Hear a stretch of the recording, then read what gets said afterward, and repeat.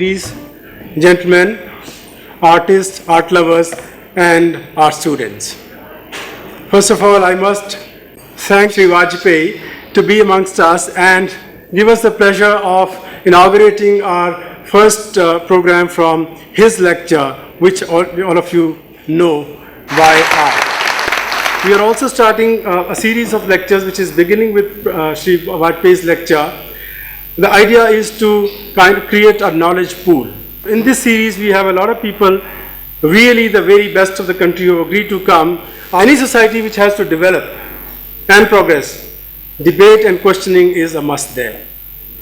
So we are beginning our function with a question, why art? Thank you so much.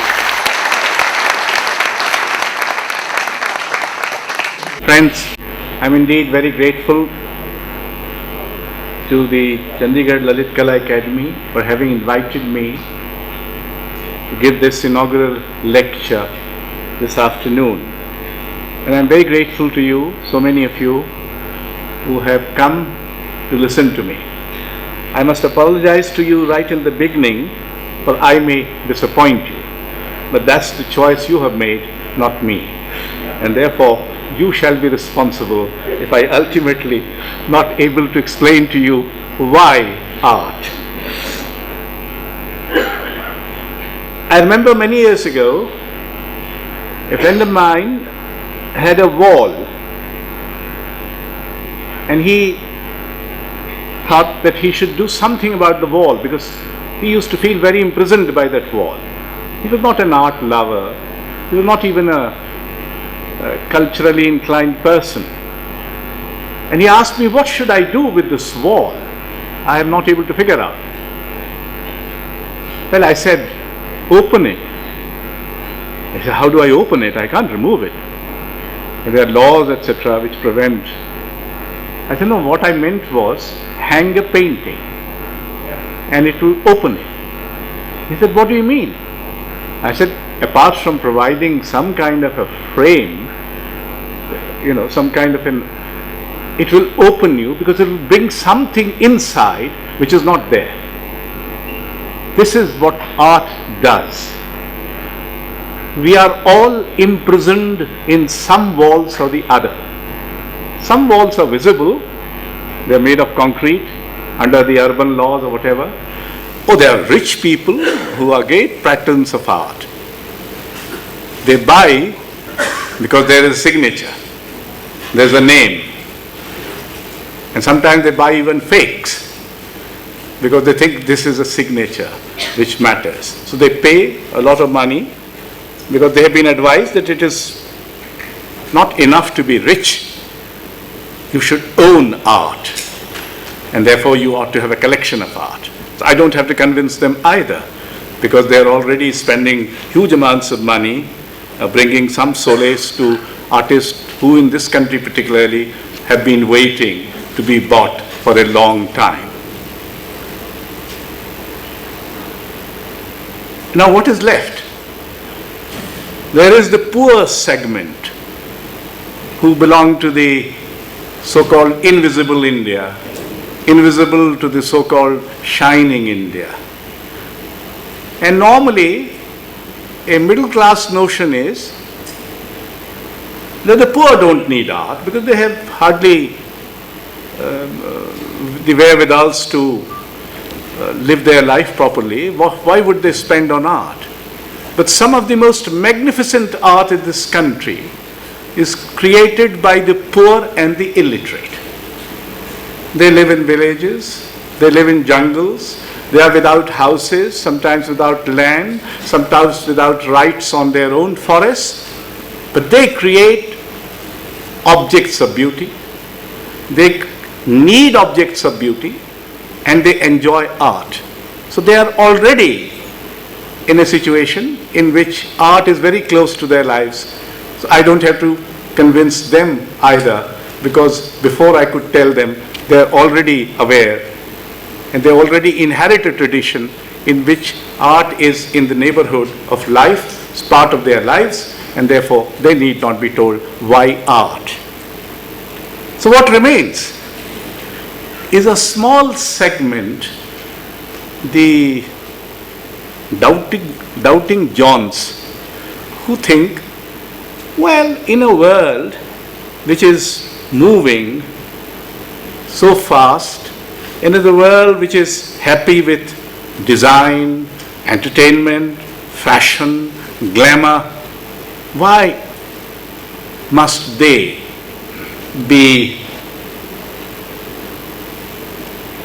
stopping at this intriguing phenomena called art?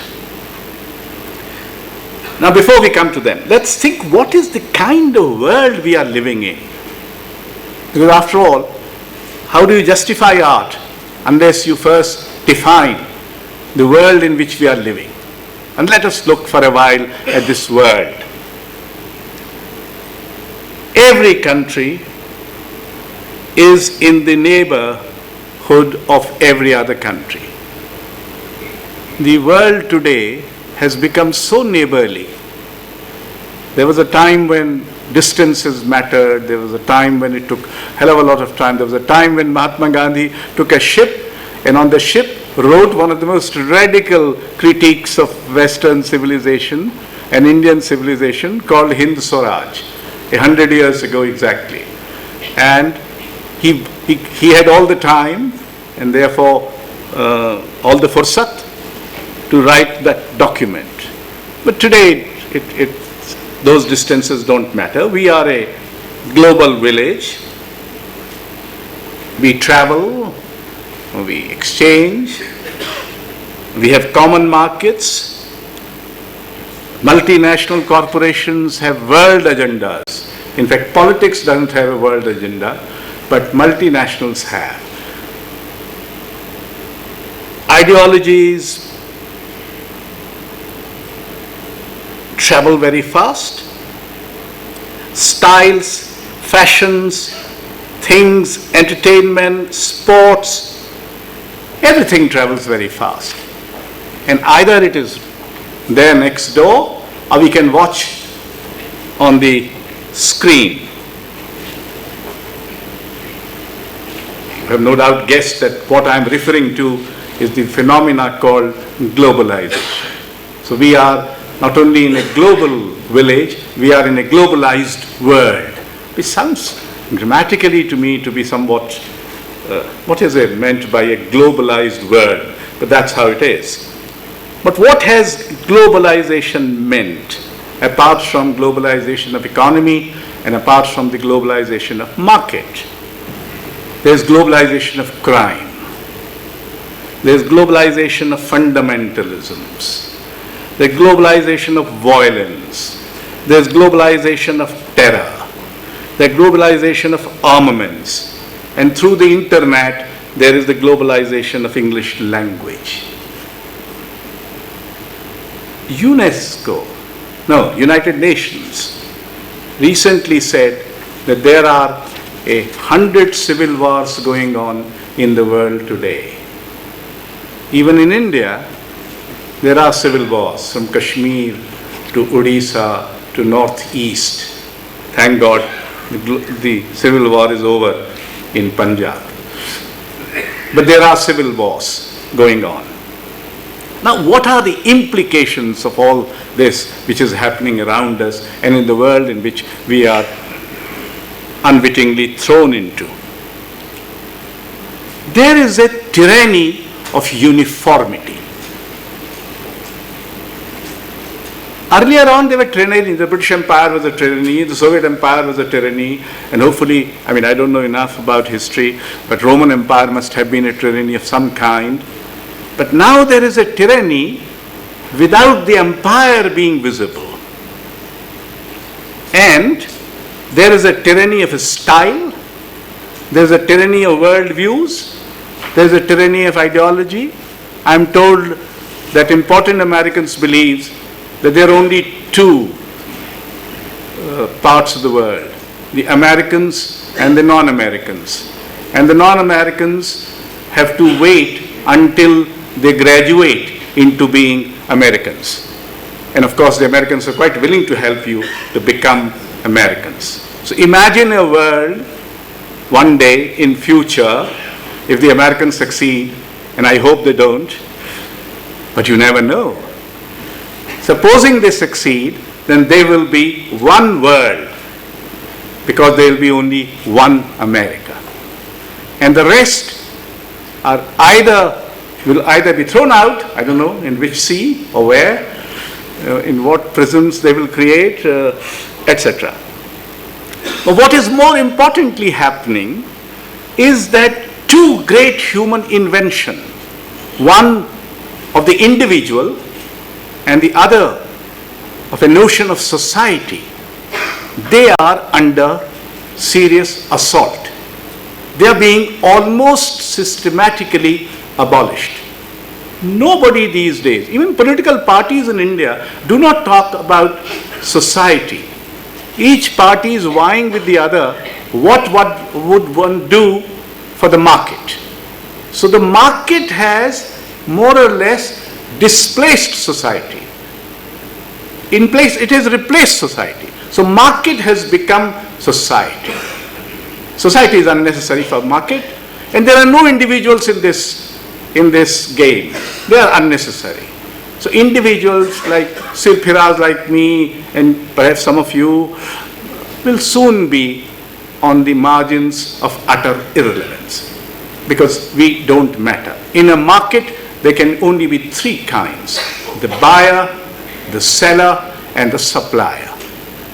These are the only three categories permissible. The rest do not matter. And it is therefore, value has been replaced by price. So everything has a price. Even things which have no value at all have price. And look at our houses. Our houses, if you look carefully, are really go-downs of these objects, these enormous objects which have been thrown towards us. We keep on buying not because we need them. We buy them because it is good to have them.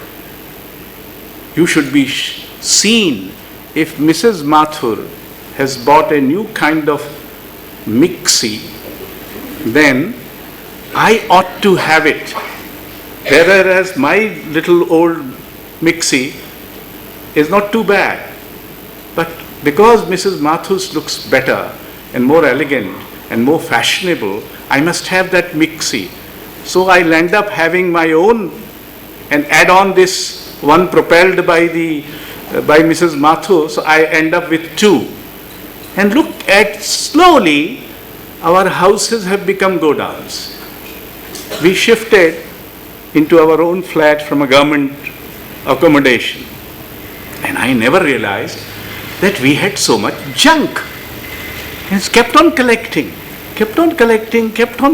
and until I find that it is impossible for us to accommodate all this. In fact, a belief is being globally propagated. The world can be changed by things rather than by ideas. So far, we have believed that the world is changed by ideas.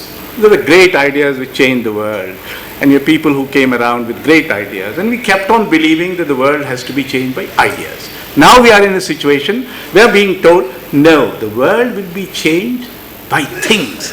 If you have more and more things, remember, Gandhiji said famously, there is enough in this world for everybody's need, but not enough for everybody's greed. We have been converted into a very greedy people. We want to grab. We want to grab opportunity, we want to grab objects, we want to grab whatever we can grab.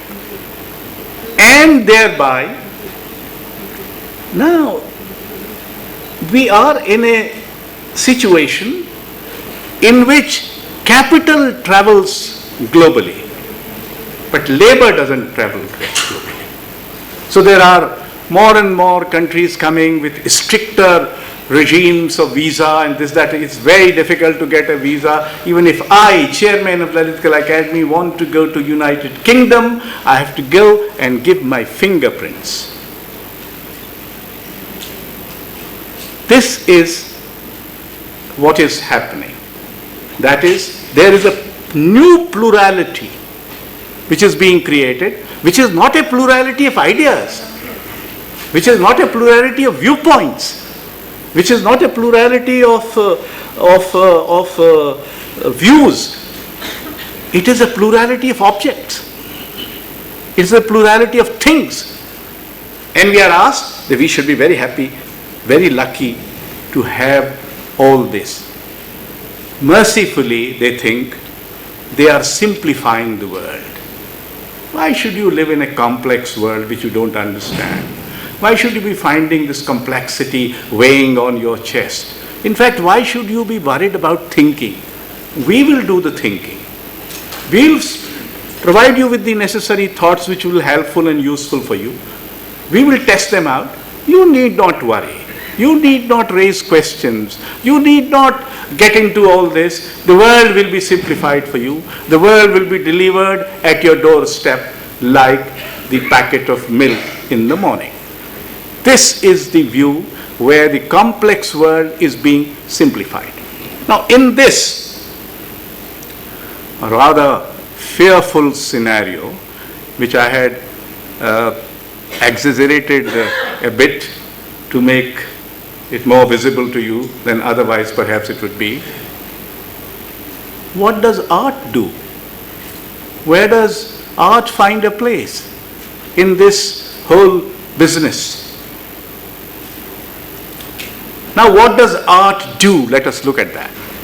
It does, first it depicts and narrates whatever it is, whatever it comes to be seen by art, to be apprehended by art, to be comprehended by art. It depicts and narrates. It celebrates once in a while. It explores, that too once in a while. It interrogates. It makes what the French author Nathalie Sarraut once said, the invisible appear.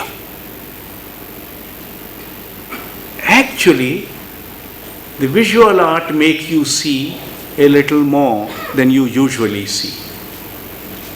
I was telling somebody in the afternoon today that people who sometimes stop before a painting of a tree and look at it a bit carefully could be reminded of the fact that they have passed through many trees, passed by many trees. There might be a tree even in their angan, but they have never watched that tree all that attentively.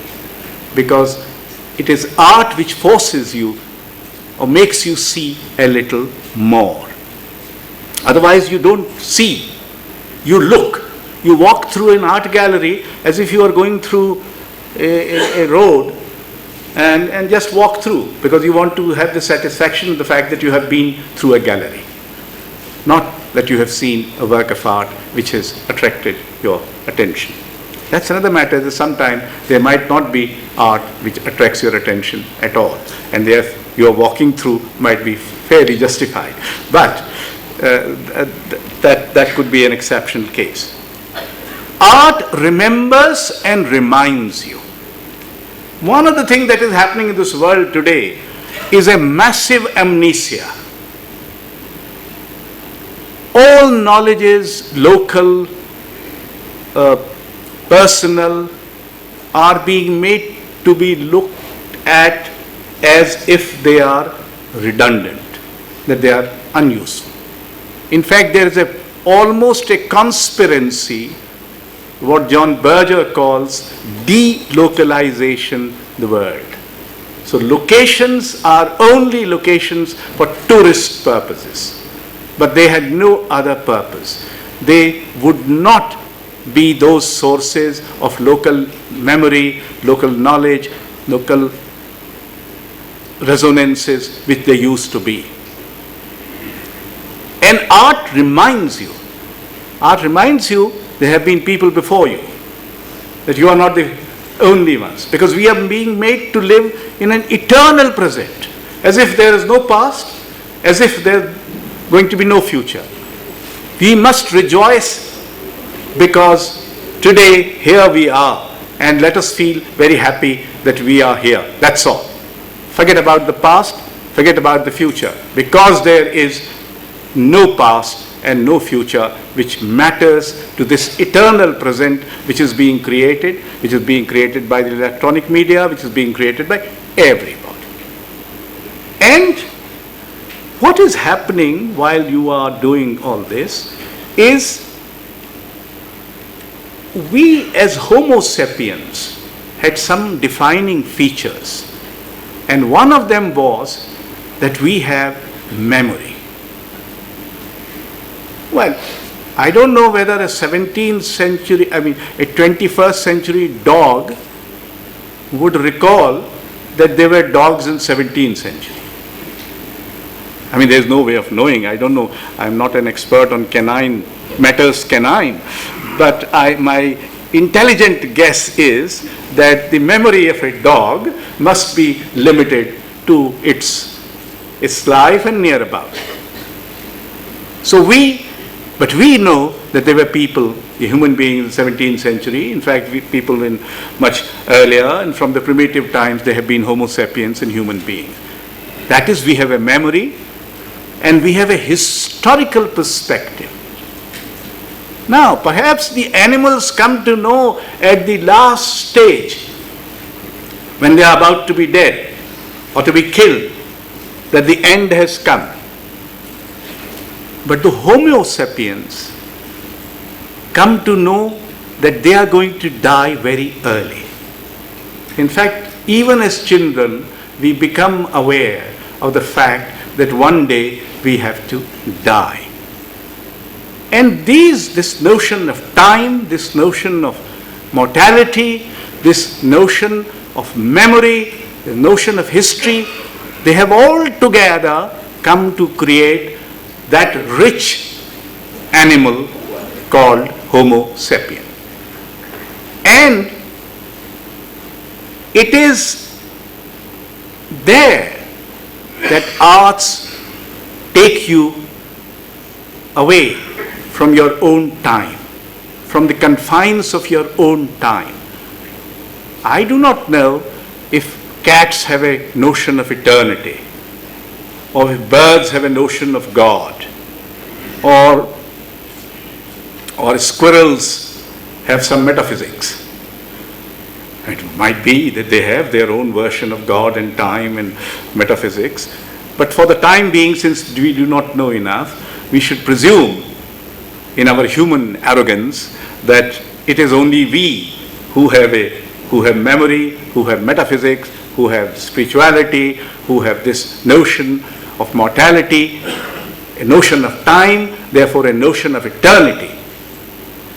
And art is that sight, that enduring sight, where all these elements, which are the defining features of art, come into rich interplay. My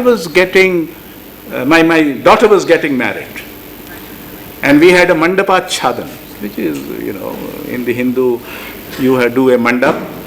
And there was this Sanskrit Pandit who was trying to read it very fast, and I asked him, you read it a little slowly so that I understand what you're saying.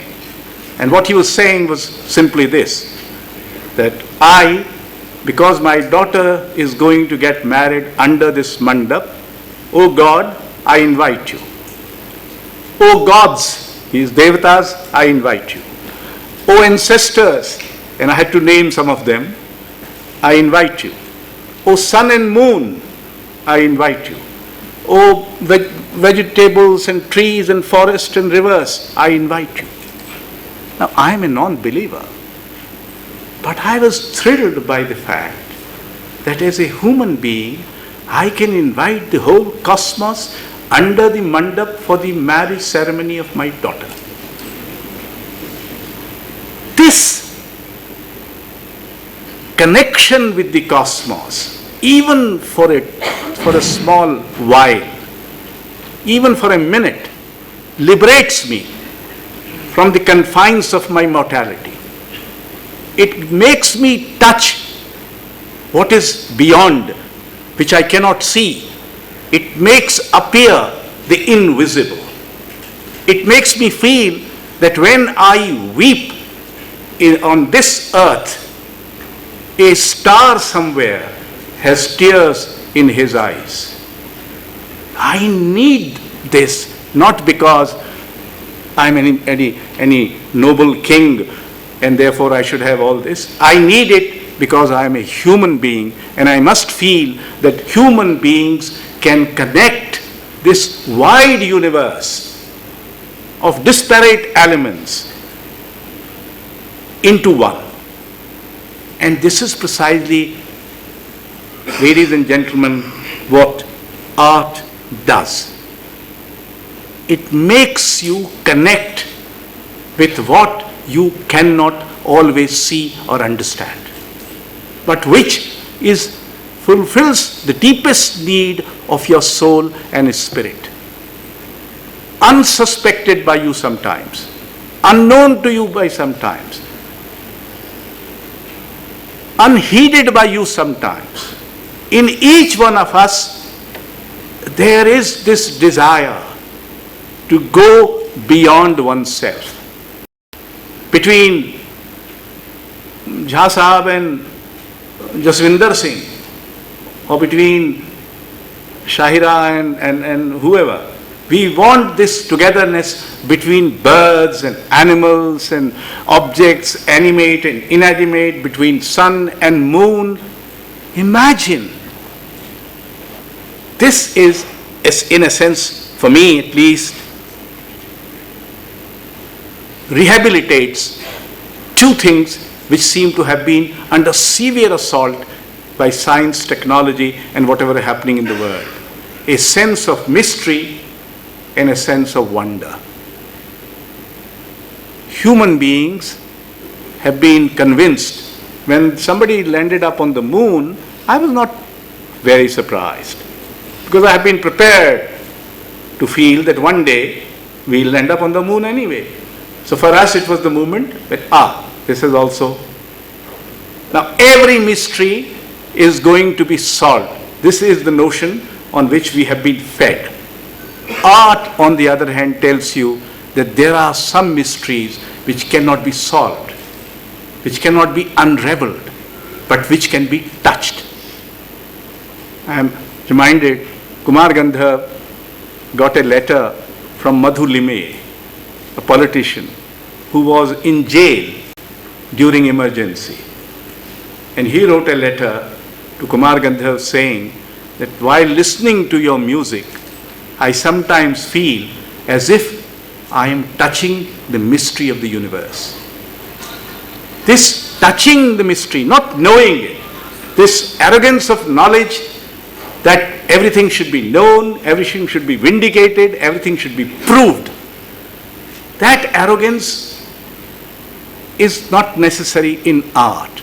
In fact, what is necessary in art is the humility. It is this humility which makes you receive that mystery, touch that mystery, without trying to solve it. And to have this sense of wonder, the sense of discovery. Many people sometimes go to a work of art and ask this question, what is it all about? As if all art must be about something. Nobody goes and asks a musician, okay, what is Rag Malkons about? Because it will be thought you will be absolutely stupid to ask that question. But you ask this question because you have been fed through our educational system in thinking that art has to be about something, that it can't be itself. I am Ashok Vajpeyi, I am not about anybody. I am myself, good or bad. You don't ask me, what are you all about? But about a work of art, you will invariably ask this question. So a lot of abstract art, people who do it abstract art are derided upon. What is this? कुछ भी ऊद बिलाव बना दिया, इधर line खींच दी, उधर line खींच दी, इसका क्या मतलब है? काहे के बारे में है? I must narrate to you a story which took place in Bharat Bhavan. Mr. Gyani Zail Singh was the President of India, and he came to Bharat Bhavan. And Swaminathan, the great painter, was with us, and I was there, and since the President was there, the Governor was there, and the Chief Minister was there, and everybody was there, and we were taking him around. And there was a painting of Ambadas right in front where he came. And he asked Swaminathan, कि director साहब, ये painting जो है सामने, ये किसकी बात कर रही है? खेत की खलिहान की? कुछ समझ तो आनी चाहिए. अब स्वामीनाथन ने कहा कि राष्ट्रपति जी, ये पेंटिंग किसी और के बारे में कुछ नहीं कह रही है, ये पेंटिंग खुद है. बोले, बात आपने बड़ी दूरंदेशी की कही, पर समझ तो आनी चाहिए. Now behind this notion कि समझ तो आना चाहिए is the notion that you must be able to say that this is a tree or a woman or a goat or a soul, I don't know what. Because you are seeing a work of art in a very conventional, rigid manner. In Bhopal, we had a tribal art collection which was created by Swami. So Swamiji has seen it. And when the tribal artists will come, or the folk artists will come, and when we see paintings of Ambadas or people like that, they would not ever ask this question, what is this all about? Because they understood that art need not be about anything. Art is the thing itself. That the colors and the lines and the shapes and everything else can create, that art is not always imitating or reflecting reality. Art also creates reality. There is a famous episode. Picasso has painted Guernica, the great painting. And the Gestapo arrived at his door in his studio. And he looked at it and he said, what is this? Who has done it? And Picasso told him, you have done it. In other words, there is this, you have to, if you are coming to art, you must have this feeling that reality is not already given. Yes, a lot of reality is already given, but that reality can also be created. That reality can be added to. That reality can be expanded. That is the job of art. There is a lot of art which tells you about reality, which is about reality, and yet it tells you something about reality which you did not suspect, which you did not know, which you did not realize was hidden there. But apart from that, and then art does not carry the whole truth until someone who views it or who enjoys it adds a bit of his truth or her truth to that truth. Art, therefore, is an activity of an incomplete truth. It is not as if an artist can say, here it is, take it.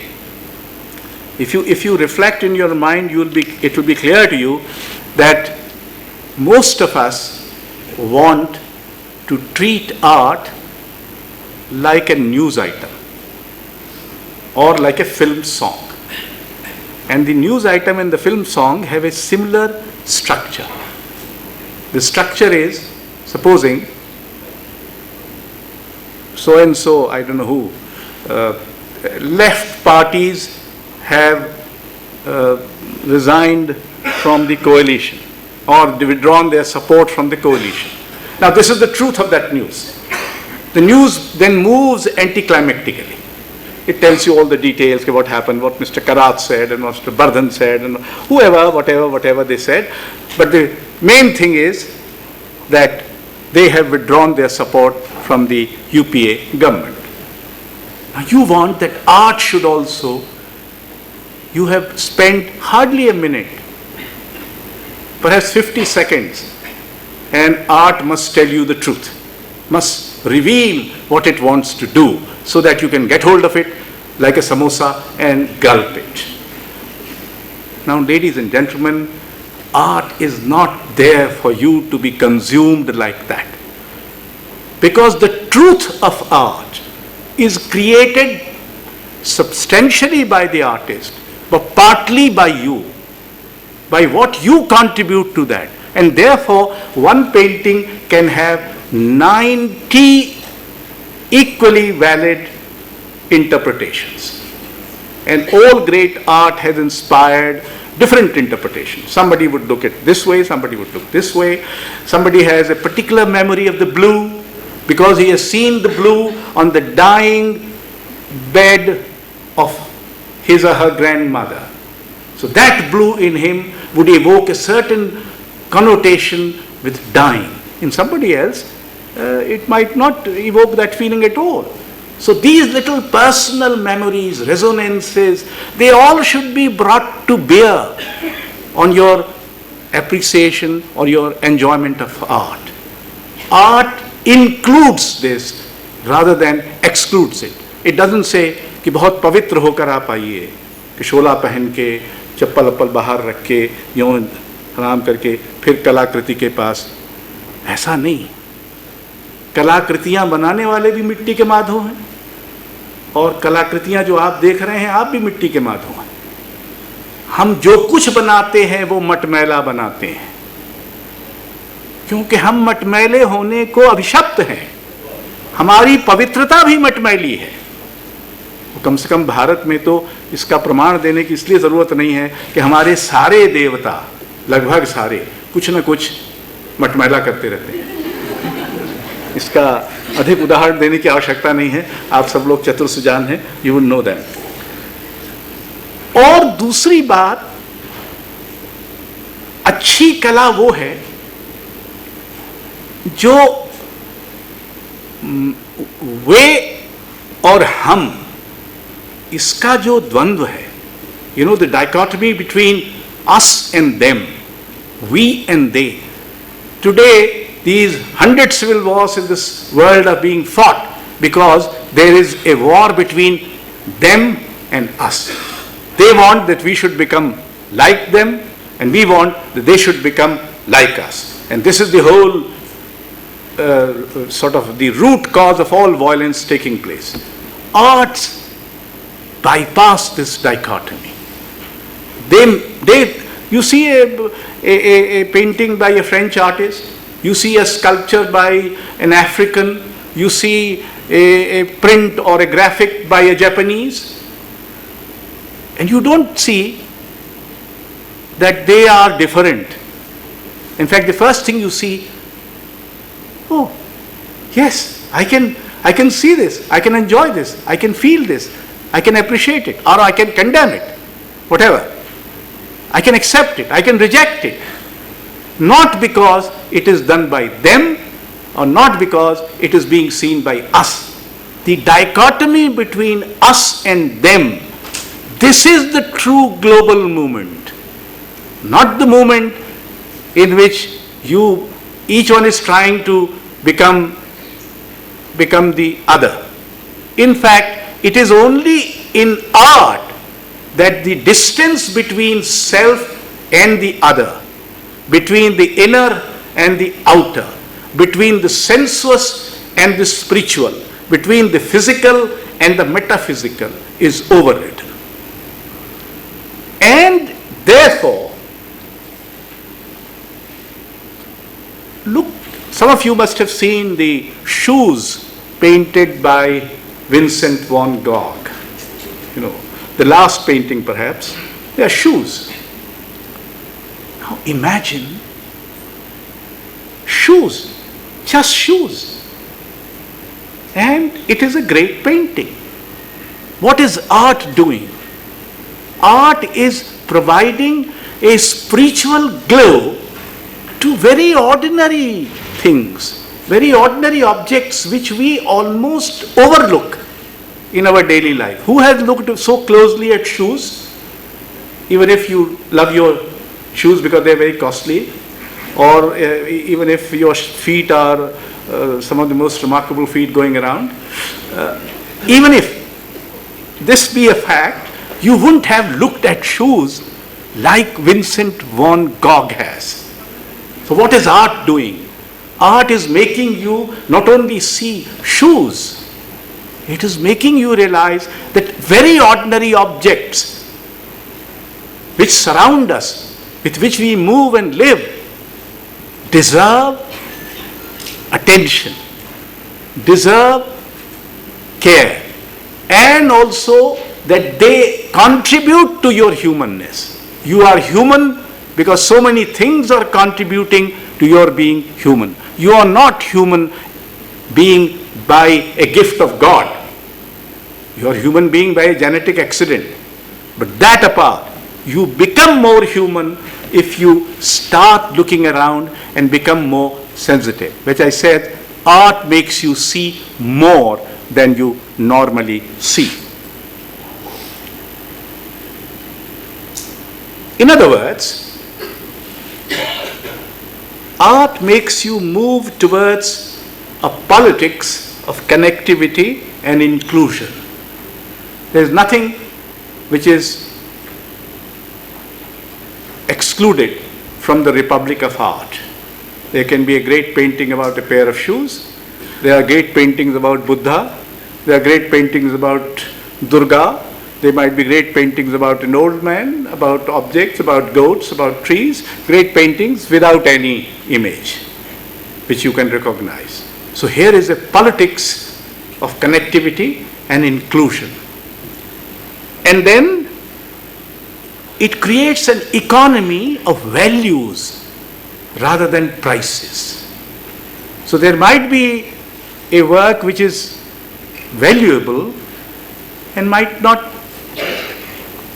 Today, particularly in India, because we are in the first flush of marketing of art, and our artists are very rich these days.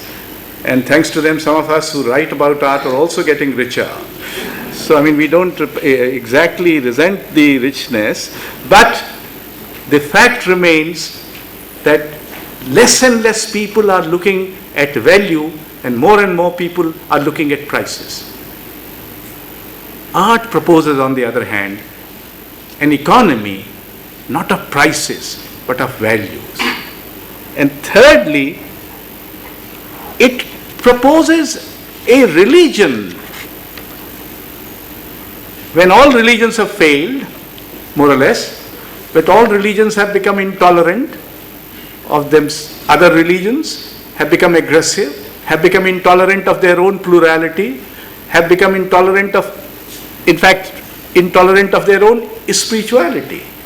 I think in our times, spirituality have come to reside in the arts and literature rather than in religions. And therefore, art proposes a spirituality of this kind of a togetherness and camaraderie. In the republic of art, all are equal. Gods, angels, devils, animals, objects, human beings. Art relieves you from the confines of the human world. You remember Wordsworth said the world is too much with us. We become too homocentric. So art relieves you from that. That there are trees and there are windows and there are birds and there are other things, invisible things, which make you human and which are part of the human world. Art is a repository of memory, racial, cultural, local. It reminds you, as I said in the beginning, of what has happened before. And that memory, that ancestral memory, is very crucial. Because you cannot be human. You know, in Indian tradition, ये कहा जाता था कि पहले आपको इतने ऋण चुकाने हैं. देव ऋण और पितृ ऋण और गुरु ऋण इत्यादि इत्यादि। आजकल तो खैर बहुत सारे और ऋण भी लोगों को चुकाने पड़ते हैं, बैंक वाले, और बहुत सारे लोग आज एक अखबार में खबर थी कि एक बेचारे ने अपने बीवी को मारा, 2 बच्चों को मारा और ख़ुद आत्महत्या कर ली, क्योंकि उसने बहुत सारे ऋण ले रखे थे। पर ये ऋण वो ऋण नहीं है जिनमें आपको आत्महत्या इत्यादि करने का जैसा कुछ कदम उठाना पड़े। एक और बात कह के मैं अपनी परिपक्व समाप्त करूंगा। Art, according to me, is the last rampart, the ultimate sight of human conscience. And in this, I am not saying art merely as visual art. As you would have noticed that although I've given some examples from the visual arts, but I'm aiming at art in a larger sense, in which I include not only the visual arts, but all the other arts and literature as well, to which poor genre I basically belong to. I am a creator of literature, only lover of art. So this is a lover's plea, if you like, for the arts. Italo Calvino many years ago said something very interesting. He said, politics must learn only one lesson from literature: to doubt itself. Now you can't expect George Bush or even Dr. Manmohan Singh, who's such a gentleman, to doubt himself. But there was a Gandhi who doubted himself. And he doubted himself publicly. But those were the days when there was scope for doubt in politics. Now nobody can doubt. Politics cannot doubt, science cannot doubt, religion cannot doubt. How can a Shankaracharya, our Shankaracharya of course is in jail, having conspired to kill somebody, but I mean that apart, how can a Maulvi or Guru or somebody doubt? He cannot doubt. He has to give you the absolutely firm, positively proved.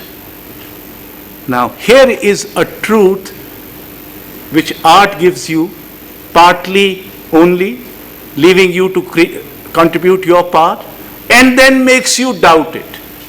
That what I am saying, कह तो मैं ईमानदारी से रहा हूं कि ये सच है, पर खुदा जाने सच है कि नहीं है. And second, art in our time is lonelier than ever before, in spite of the glare. इस समय जो इस सारे माहौल में जिसमें इतनी चकाचौंध, इतने चिकने चुपड़े लोग बेतहाशा इधर से उधर भाग रहे हैं, खुदा जाने काहे के लिए भाग रहे हैं, वक्त बचा रहे हैं, खुदा जाने काहे के लिए बचा रहे हैं, इत्यादि इत्यादि.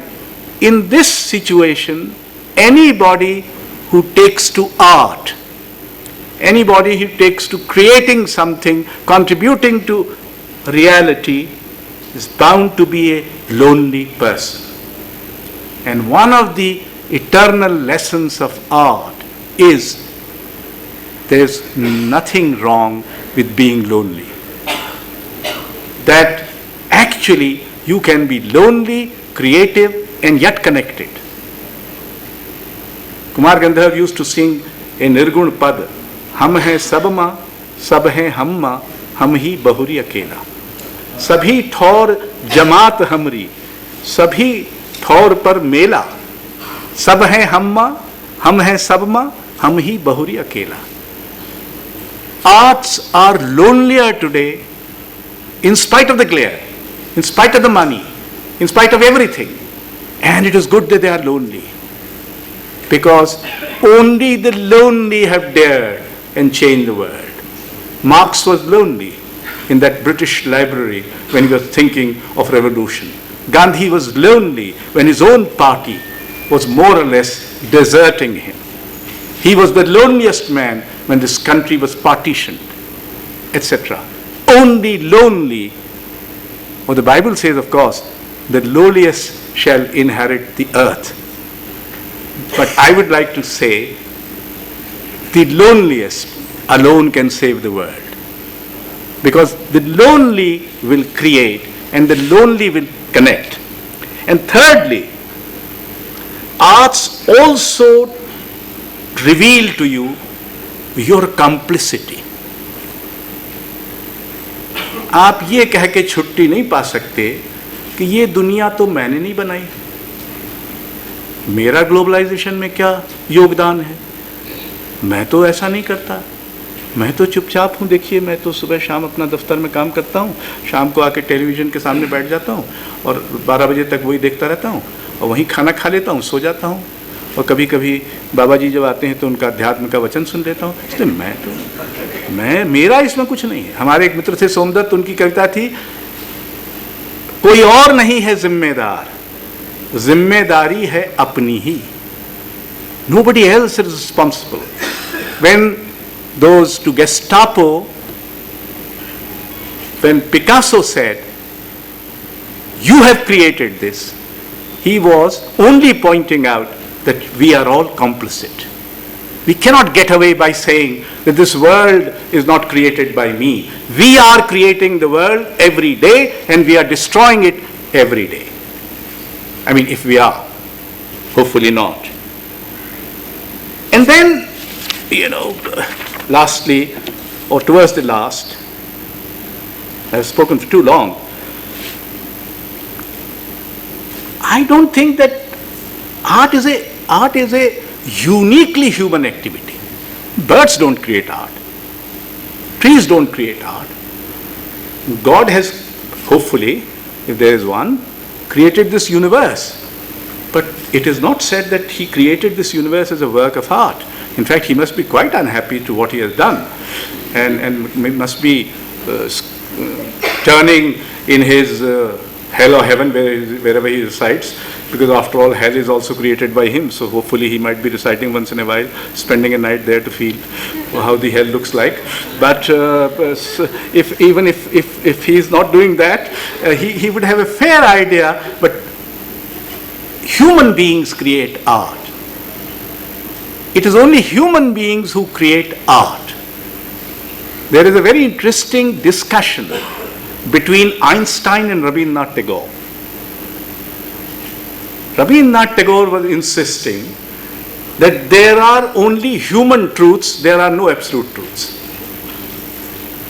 And Einstein, as a scientist, was saying, even if nobody sees, if there is an Akash Ganga, a galaxy, it is true. And Rabindranath said, no, it cannot be true unless seen by human beings.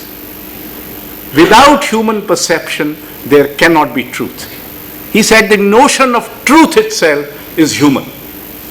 There is no notion of truth among non-humans, let's say. So truth itself, whatever it is, whatever it may mean, is created by men, by human beings, by Homo sapiens. And therefore, in order to realize your full humanness, in order to be richly human, in order that you partake in the great human possibility of connectivity given to you by art, in order, if not to create yourself, in fact, every person who properly enjoys art is creative in some sense, because he imbibes that work of art within himself. In a manner of speaking, he owns it. You own a work of art by appreciation, by understanding what's happening, by trying to understand what is happening. A work of art belongs to you, may not belong to you physically. I know many people to whom the Vincent van Gogh painting, which is one of the costliest paintings in the world perhaps at the moment, can possibly belong to, or Guernica can possibly belong to. But there are many people who own it. This is a notion different from belonging and owning in the commercial world. Art allows you to own it without belonging to you. And this is something ultimately, let's go back to the wall on which there is a painting. The wall, we have, as I said in the beginning, too many walls. Visible, invisible. We cannot possibly remove all the walls, but we can make some of them be looked through. One of the jobs of art is to give you that window by not only through which you look at reality, by which you can bring reality inside your prison.